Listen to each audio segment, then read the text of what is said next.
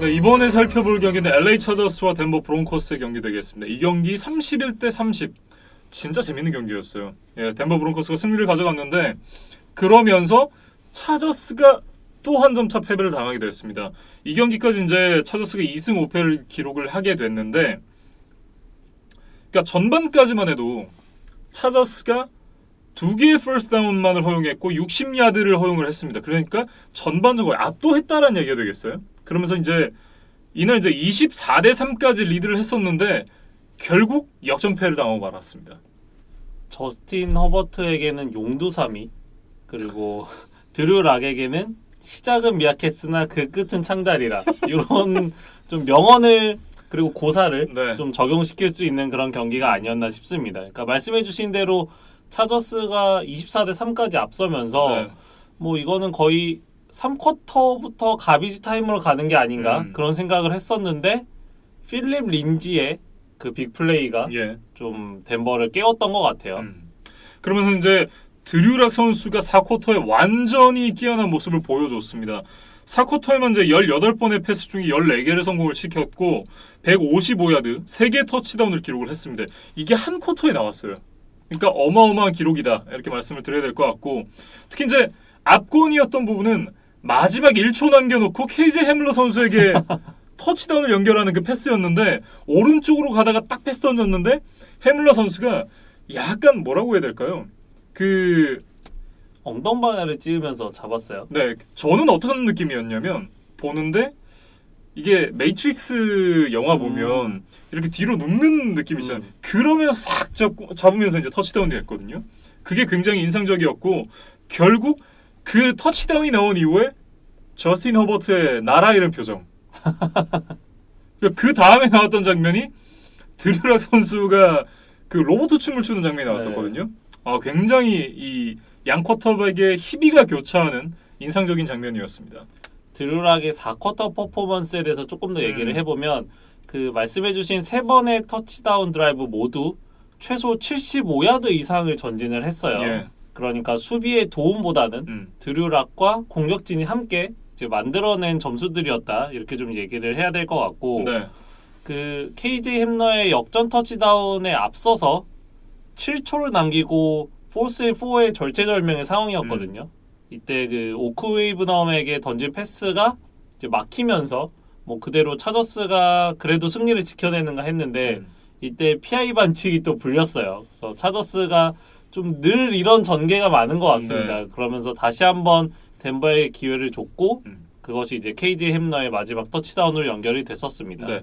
저는 그 앞에 나왔던 이제 인터셉션도 굉장히 중요한 포인트가 아니었나 싶은 생각이 드는데 이제 브라이스 켈런 선수가 이제 인터셉션을 만들어내면서 공격권을 가져왔잖아요. 근데 그게 굉장히 중요했던 게 그 직전 드라이브에서 드류락 선수가 이제 인터셉션을 던지면서 공격권을 넘겨줬었어요.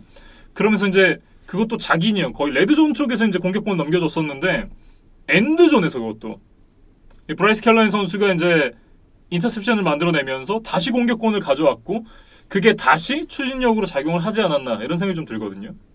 그래서 드류락이 한 번 삐끗하기는 했지만 두 번의 실수는 없었습니다. 예. 그래서 그 이후에 뭐 여러 번의 터치다운을 만들어내면서 결국 역전승을 했고 허버트 얘기를 조금 해보면 오스틴 에클러가 이번 주도 없었어요. 예. 그런데 허버트가 그런 상황에서도 여러 선수들을 골고루 활용하면서 아주 초반에 경기력이 좋았는데 그래서 허버트가 지난주에 데뷔 첫 승을 거뒀잖아요. 무난하게 연승을 거두는가 했는데 예. 저는 그 영화가 좀 생각이 났어요. 타짜를 보면 뭐 꼭 타짜가 아니더라도 이제 그런 어떤 도박 영화를 늘 보면 네. 이렇게 한 명이 뭐 자신의 패를 공개하면서 이렇게 싹 가져가려고 이렇게 네. 싹 판을 이렇게 휘잡잖아요. 근데 그때 꼭 누군가 옆에서 이렇게 딱 팔을 잡으면서 동작 그만. 그래서 허버트가 3쿼터 초반까지 퍼포먼스만 보면 뭐 이렇게 그냥 연승을 쓸어가는 것 같았는데 네. 뭐 덴버가 이제 탁 저지를 했다. 뭐 그런 장면이 좀 생각이 났었습니다. 예. 그러면서 이제 차저스가 2승 5패를 이제 기록하게 됐다라는 말씀을 드렸었는데요. 이 차저스가 기록했던 5패에 대해서 제가 좀 살펴봤어요. 칩스, 펜서스, 그리고 벅스, 세인츠, 그리고 이 경기까지 5패를 당하게 됐는데 내용이 굉장히 좀 의미심장합니다. 칩스 상대로 17대 6으로 앞서고 있다가 역전패 당했고요. 팬서스는 뭐 무난하게 졌습니다, 사실. 벅스 상대로 24대 7에서 역전패. 그리고 세인츠 상대 20대 3에서 역전패. 그리고 이 경기 24대 3에서 역전패. 사실 상황만 놓고 보면 그러니까 5패 중에 4패는 지키기만 했어도 이길 수가 있는 경기였거든요. 근데 그렇게 생각해 보면 이걸 지키지 못해서 졌다.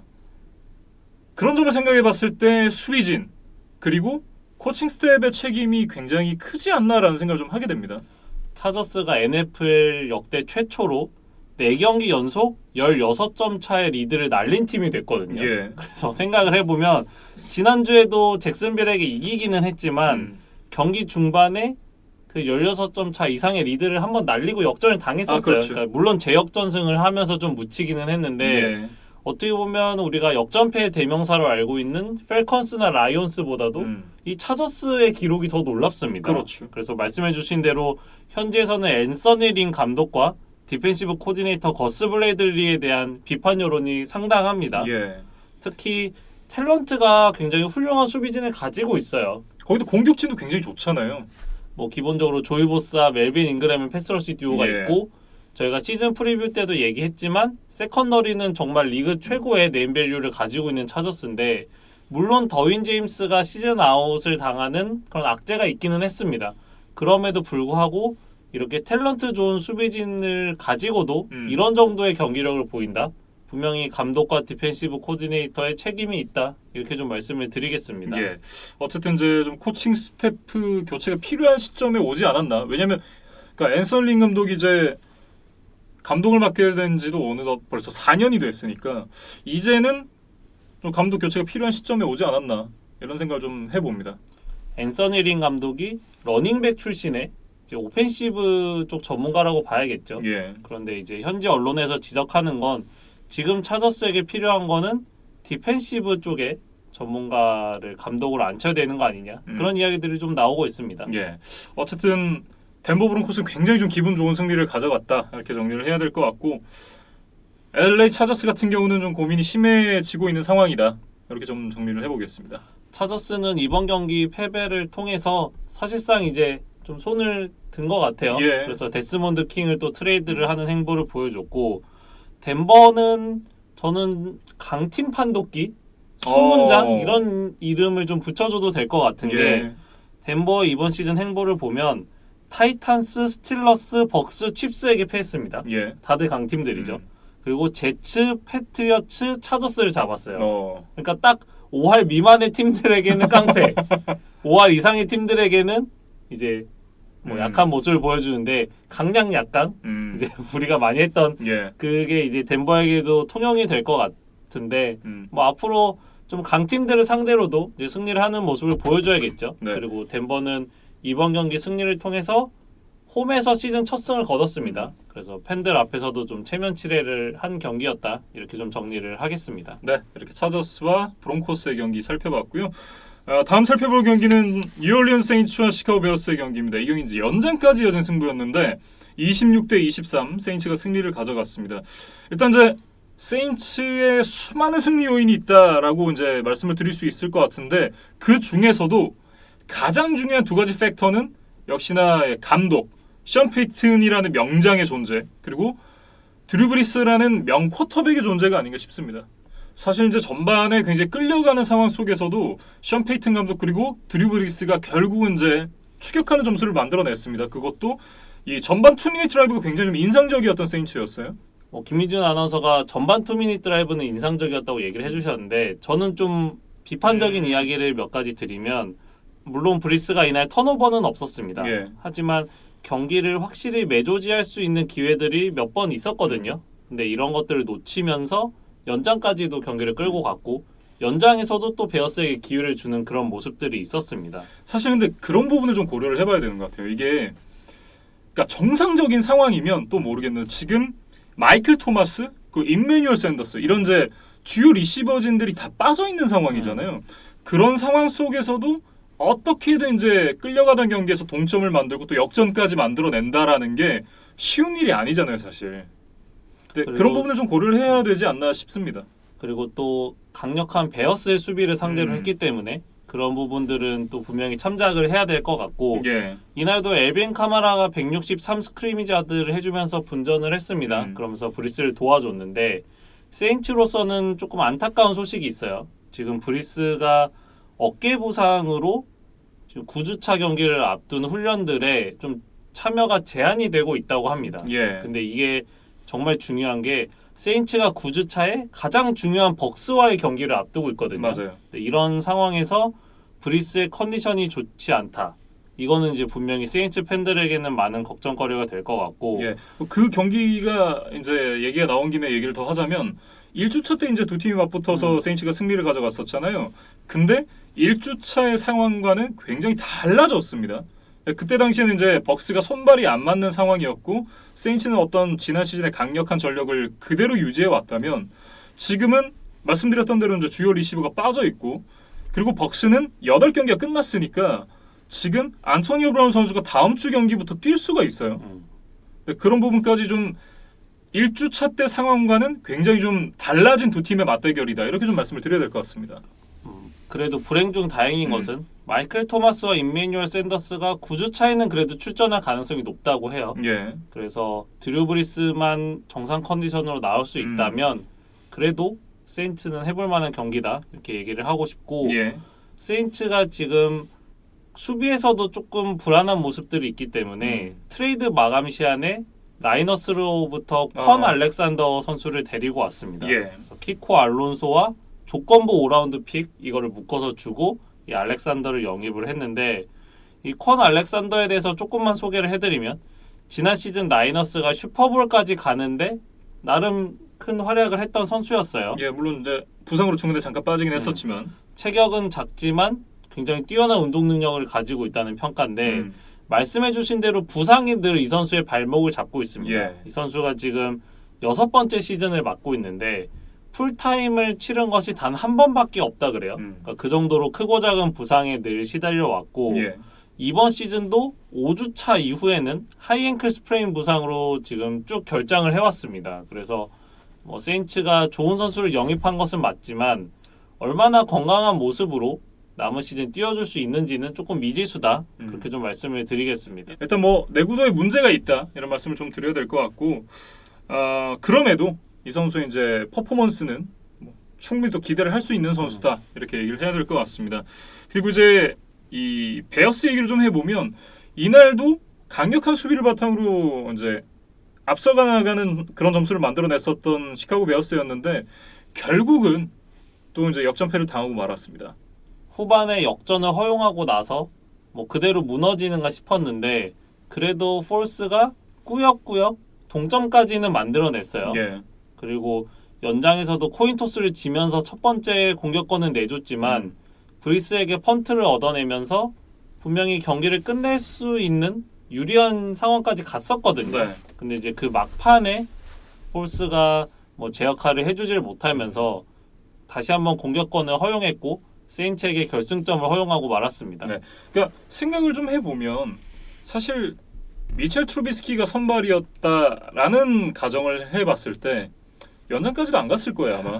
그러니까 닉 폴스도 거기가 한계이긴 한 것 같지만 트루비스키보다는 어쨌든 뭐 나은 선택이다 이렇게 좀 얘기를 해야 될 것 같고 이날 이제 트루비스키 선수가 중간에 잠깐 들어왔었잖아요. 저도 깜짝 놀랐어요. 네. 그러니까 이글스가 제일런 허츠를 활용하듯이 트루비스키가 분명히 폴스보다는 기동력이 있는 쿼터백인 것은 맞거든요. 그래서 트루비스키를 깜짝 투입해서 러싱 공격을 시도를 했습니다. 근데 이제 뭐 큰 효과를 보지는 못했고 예.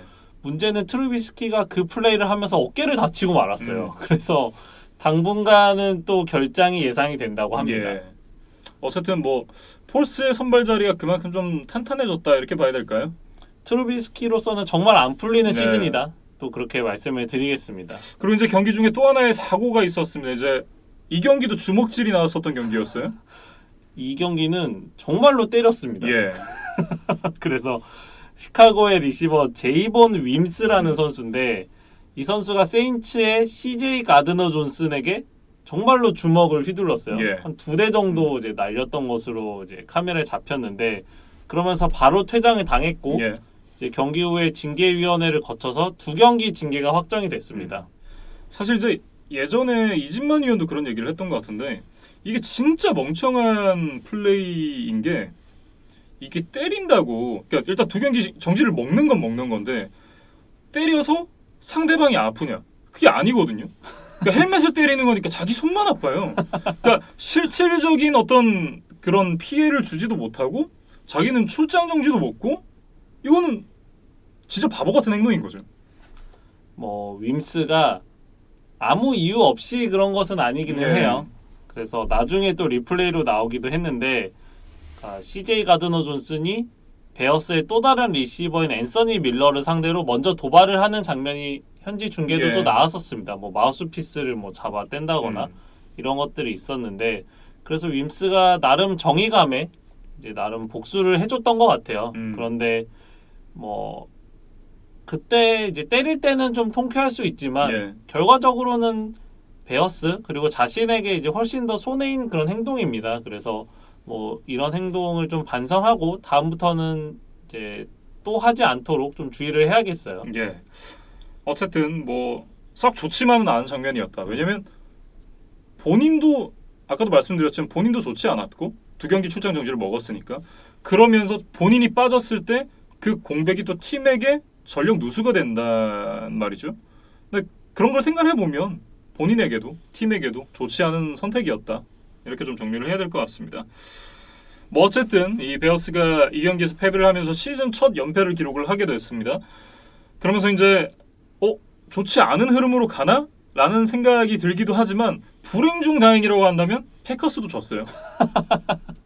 그래서 여전히 패커스가 지구 1위 그리고 반경기차 베어스가 지구 2위기는 합니다. 예.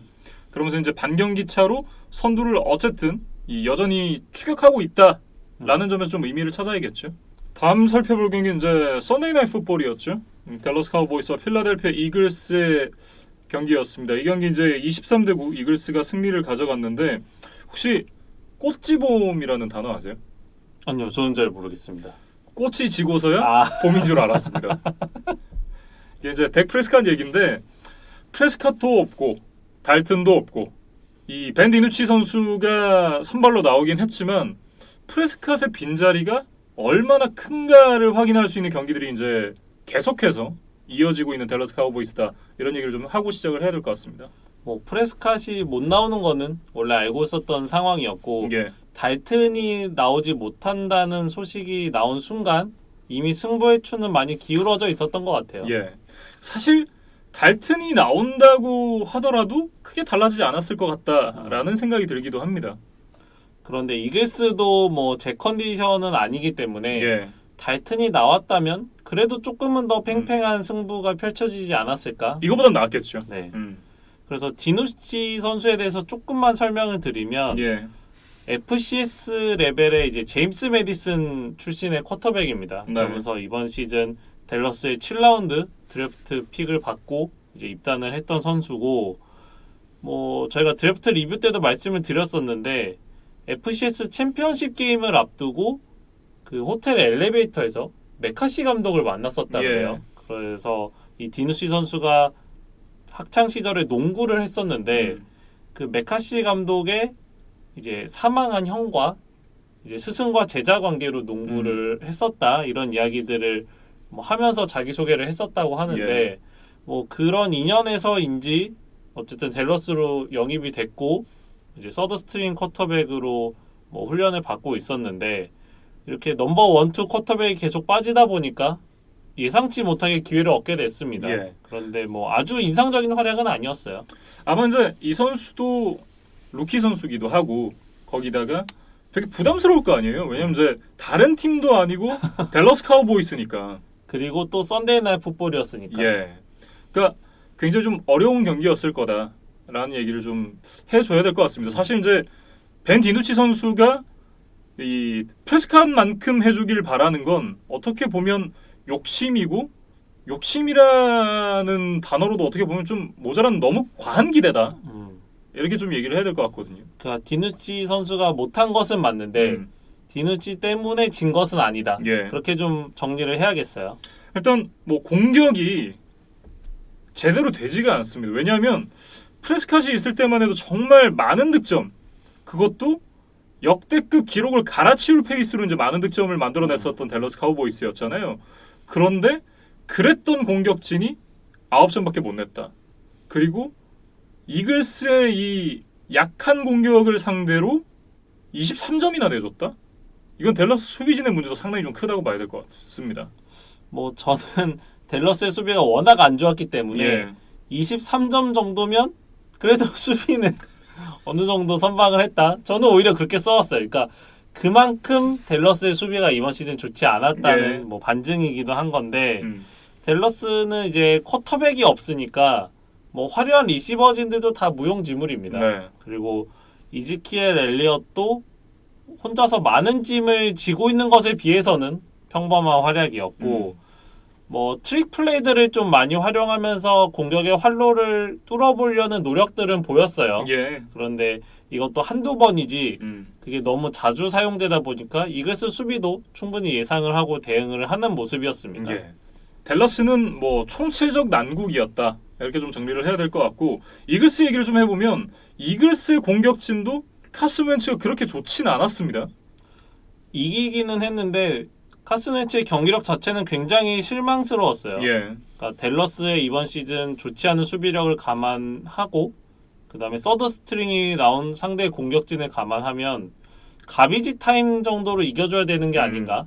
이글스 팬들은 좀 그런 기대를 하셨을 텐데 웬츠의 기록을 보면 27번의 패스에 15번 성공, 카드 50%를 넘고 123야드에 2개의 터치다운, 2개의 인터셉션, 그리고 2개의 펌블 턴오버. 예. 혼자서 4개의 턴오버를 했어요. 근데 승리를 했다는 게 오히려 기적입니다. 그렇죠. 앞서도 이제 2개 인터셉션, 2개 펌블 로스를 기록한 선수가 한 명 있었잖아요. 레이븐스의 라마 잭슨이었죠. 예. 근데 레이븐스는 졌단 말이에요. 근데 이글스가 23대 9 큰 점수 차로 이겼습니다. 그게 좀 시사하는 바가 있다 이렇게 봐야겠죠. 그만큼 댈러스의 기초 체력이 좀 약했다. 좀 그렇게 얘기를 해야 될 것 같고 예.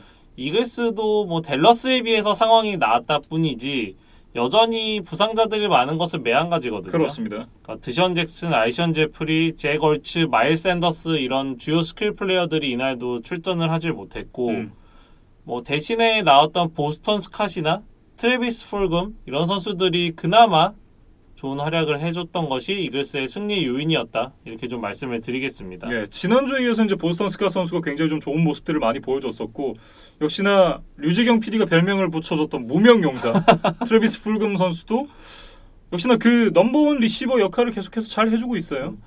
이 정도의 꾸준하고도 준수한 활약이라면 이제 무명용사라는 별명은 필요가 없을 것 같아요. 예. 이제 많은 이글스 팬들 그리고 많은 리그의 팬들이 이 트래비스 풀금의 이름을 기억하셔도 될 것 같습니다. 이제 그럼 유명용사가 된 건가요? 뭐 어쨌든 댈러스 카우보이스와 필라델피아 이글스의 경기는 사실 그렇게 할 얘기가 많지 않았다. 이렇게 좀 정리를 해야 될 것 같은데, 그럼에도 굉장히 좀 보기 드문 희귀한 장면이 하나 있었습니다. 정말 재밌는 장면이 하나 있었어요. 용어를 좀 붙여보면 인텐셔널 세이프티 그리고 온사이드 펀트라는 용어로 정리를 해야 될 것 같은데 이 네 가지가 모두 다 풋볼 용어기는 한데 이게 보통 조합이 이렇게 되지가 않거든요. 아, 그런데 재밌네요. 네, 뭐 제가 이제 설명을 드리는 거를 들어보시면 예. 아, 왜 이 사람이 이런 용어를 붙였는지 조금 이해는 되실 것 같아요. 이게 상황을 좀 말씀드리면 경기 종료 4분여를 남기고 댈러스가 12점 차로 지고 있었습니다. 그러니까 12점부터 14점 정도까지는 같은 투 포지션이라고 봐야 되죠. 그렇죠. 그런데 댈러스가 자기 진영 16야드 지점에서 무려 포스 앤 세븐틴으로 몰려 있었어요. 그러니까 이날 쿼터백이 디누시였던 점을 감안하면 사실상 포스 다운 갬블을 하는 게 무의미한 상황이었죠. 예. 근데 이제 여기서 댈러스의 메카시 감독이 재밌는 수를 하나 찾았는데 일단 고의로 딜레이 오버 게임을 한번 맞았습니다. 예. 그러면서 5야드를 뒤로 물러서더니 롱 스냅퍼가 이제 펀터에게 공을 주지 않고 엔드존 뒤로 그냥 공을 날려버렸어요. 그래서 저는 처음에 이 장면을 보고 아 댈러스가 정말 갈 때까지 가는구나. 이런 기본적인 것도 안 되는구나라고 이제 굉장히 실망을 했었는데 네. 그 뒤이은 상황을 좀 보고 퍼즐을 맞춰보니까 이게 고의였다고 이제 생각이 돼요. 그래서 예. 제가 인텐셔널 세이프티라는 용어를 이제 만들었습니다. 그래서 세이프티가 결론적으로 선언이 됐고 14점 차가 된 상황에서 25야드 지점에서 이제 키커가 공을 찍고 차는 게 아니라 들고 차는 게 룰이에요. 그래서 이제 사실상 펀트 느낌의 이제 킥이 되는데 예. 여기서 뭐 상대에게 멀리 차서 공격권을 주는 게 아니라 이 온사이드 킥처럼 짧게 킥을 차서 그 공을 리커버리 하기 위한 시도를 했어요. 예. 그래서 제가 온사이드 펀트라고 이제 말씀을 좀 드렸습니다. 물론 결과적으로 이글스가 이 공을 잡아내면서 공격권을 얻어내는 데는 실패를 했어요. 그런데 메카시 감독의 좀 흥미로운 실험이었다. 예. 저는 그렇게 좀 정리를 하고 싶고 저희가 시즌 초에 그 메카시 감독이 차고지에서 1년 동안 연구를 많이 했다 그랬잖아요. 이런 걸 연구했다라는 건가요? 혹시 그랬었나? 뭐 이걸 약간 우스갯소리로 좀 말씀을 드리면서 뭐 이날 마지막에 있었던 좀 재미있는 상황을 정리를 해봤습니다. 예. 사실 이런 상황을 연구할 게 아니라 정상적인 플레이를 어떻게 더 잘할 것인가를 연구를 했었어야 되지 않나 이런 생각이 좀 드네요. 그렇죠. 사실 뭐 몰린 상황에서 나름 기지를 발휘한 것은 좋았지만 크게 대세를 바꿀 만한 뭐 묘책은 아니었다. 예. 그렇게 좀 정리를 하겠습니다. 어떻게 보면 이 댈러스 카우보이스가 감독 교체를 했던 부분이 아까 제가 시작할 때 그런 얘기했었잖아요. 꽃지봄. 그게 제이슨 게럿에게도 해당이 될 수도 있겠구나라는 생각이 좀 들어요. 저희가 바로 다음에 자이언츠 경기 얘기를 할 텐데 네. 자이언츠의 지금 공격력 그리고 뭐 승패 전적을 보면 그런 생각은 크게 들지는 않습니다. 뭐 어쨌든 댈러스 카우보이스와 필라델피아 이글스의 경기까지 살펴봤습니다. 그리고 마지막 살펴볼 경기 먼데이 나잇 풋볼 경기였습니다. 템파베이 버커니어스와 뉴욕 자이언츠의 경기입니다. 이 경기가 25대 23 벅스가 승리를 가져갔는데 이 경기 굉장히 재밌었어요.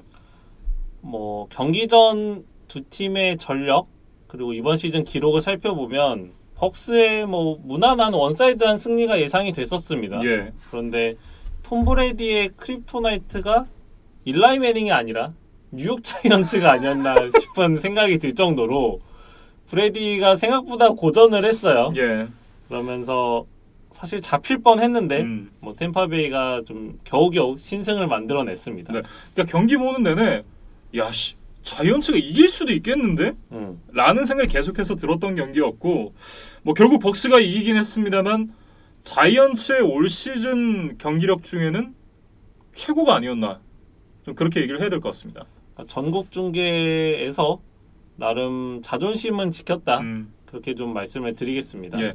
더군다나 이제 좀 칭찬을 하고 싶은 게 수비진인데요. 그러니까 벅스의 공격진이 최근에 이제 손발이 잘 맞고 하면서 좀 물이 올라 있는 상황이잖아요. 그런데도 이렇게 벅스의 공격진을 막아냈다? 이거는 정말 좀 칭찬을 해줘야 될 것 같다라는 생각이 들고 그 와중에도 데니얼 존스는 또 못했습니다. 그러니까 전반까지는 뭐 14득점을 하면서 나름 좋은 모습을 보여줬는데 후반에 벅스에게 역전을 허용하는 과정에서 데니얼 존스가 2개의 인터셉션을 던진 것이 사실상 결정적이었어요. 예. 인터셉션도 인터셉션이지만 경기를 풀어가는 과정 내내 그 프로그레션을 읽는 게 너무 느려가지고 그러니까 안 당해도 될 히트를 당하고 안 당해도 될 색을 당하고 이런 장면들이 많았어요. 뭐 팀 동료들도 이 데니얼 존스에 대한 불만이 좀 있는 것 같은데 예. 리시버 골든 테이트가 또 재밌는 행동을 했습니다.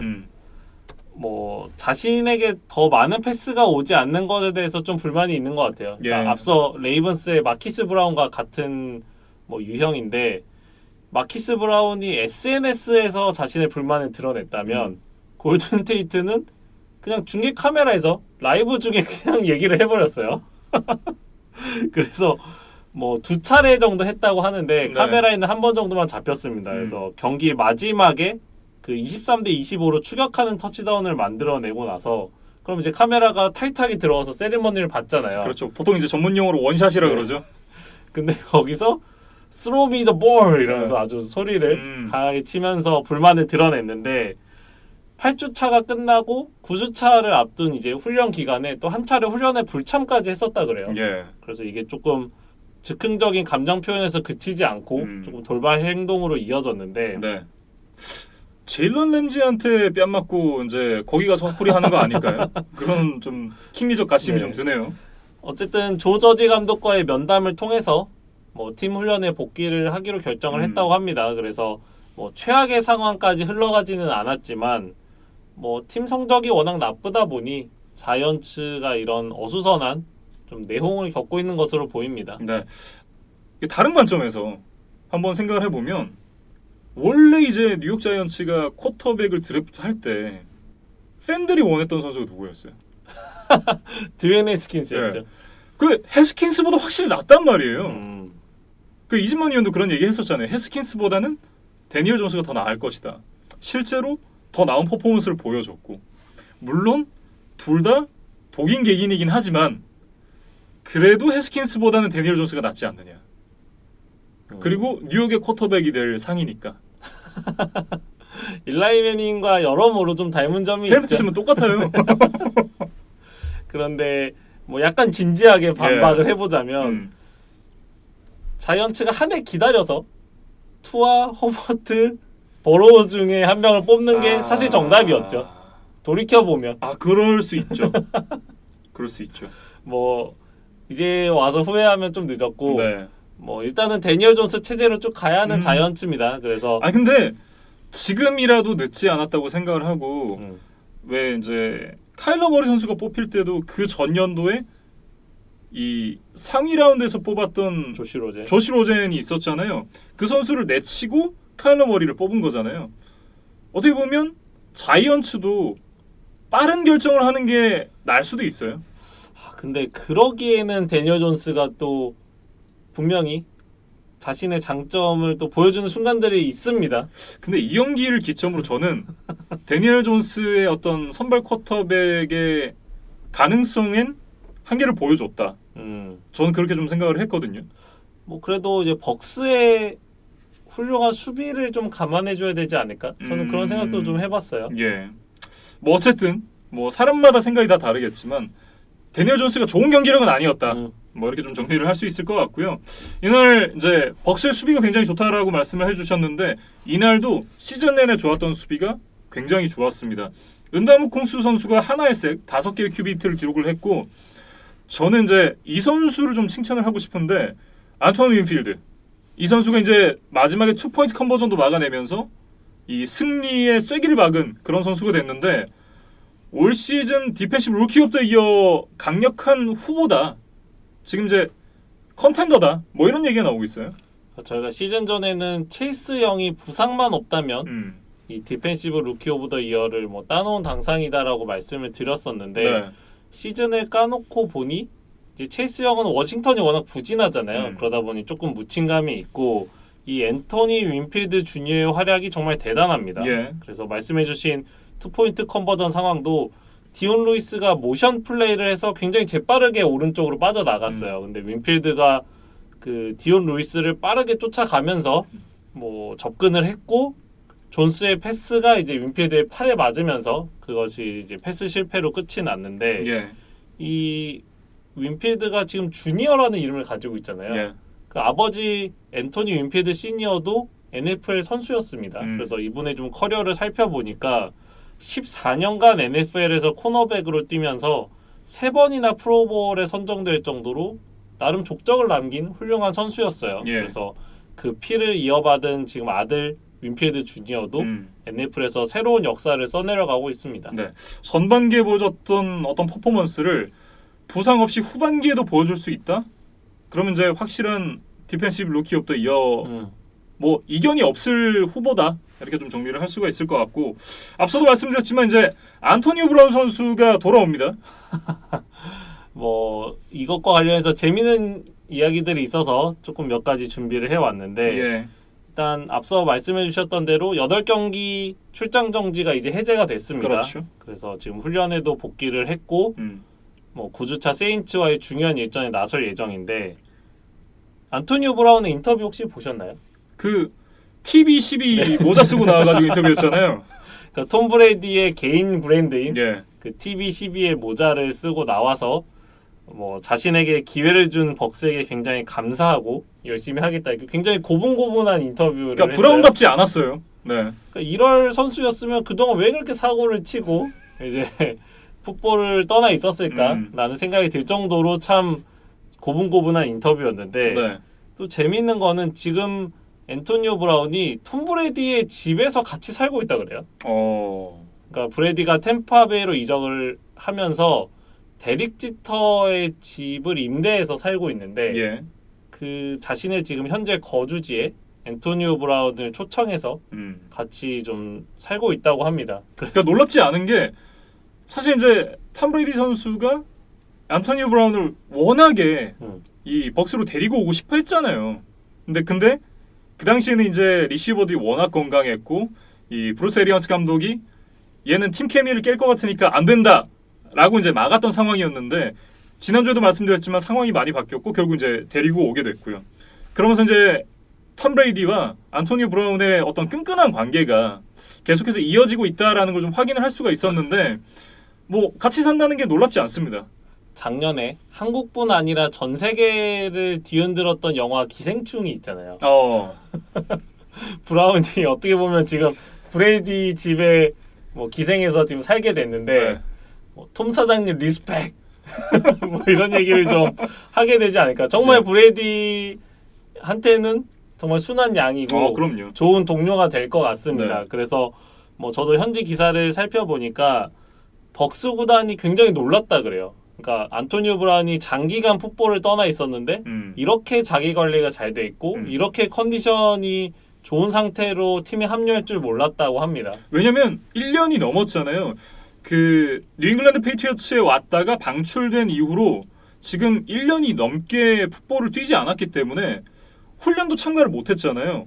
근데 그런 점들을 생각을 해본다면 물론 이제 프리시즌에 뭐 톰 브레이디와 같이 훈련도 했다라고는 하지만 그건 개인 훈련이고, 그러니까 팀 훈련과 개인 훈련은 어느 정도 좀 차이가 있다라는 게 이제 학계 정설이잖아요. 그런 점을 생각해 봤을 때 이 안토니 브라운이 지금까지 사람들이 놀랄 정도로 그렇게 몸 관리를 해왔다? 이건 정말 대단한 거죠. 그래서 14개월 만에 실전 경기를 치를 예정입니다. 그래서 실전 감각만 빨리 찾을 수 있다면 예. 안토니오 브라운이 오자마자 엄청난 모습을 보여줄 수도 있겠다. 이제 그런 기대감을 좀 갖게 하는 그런 현지 언론의 지금 이야기들이 있어요. 그래서 9주차 세인츠와 벅스의 경기가 NFC 사우스 타이틀전이기도 하면서도 또 이 악동 안토니오 브라운의 복귀전이라는 점에서 정말 많은 관심이 갈 것 같습니다. 네, 이렇게 이제 템파베이 버커니어스와 뉴욕 자이언츠의 경기까지 이번 주에 펼쳐졌던 14경기에 대해서 모두 살펴봤습니다. 그리고 이제 한 가지 좀 양해 말씀을 드려야 될 것 같은데, 제가 다음 주에 좀 개인 사정으로 인해서 이 바이위크를 좀 가져야 될 것 같아요. 이제 제가 한 주 쉬어 가게 됐는데, 그렇다고 이제 영상을 만들지 않을 거냐라고 이제 물어보시면 그건 아니고, 류재경 PD가 다음 주에 한 주 혼자서 좀 진행을 해주기로 했습니다.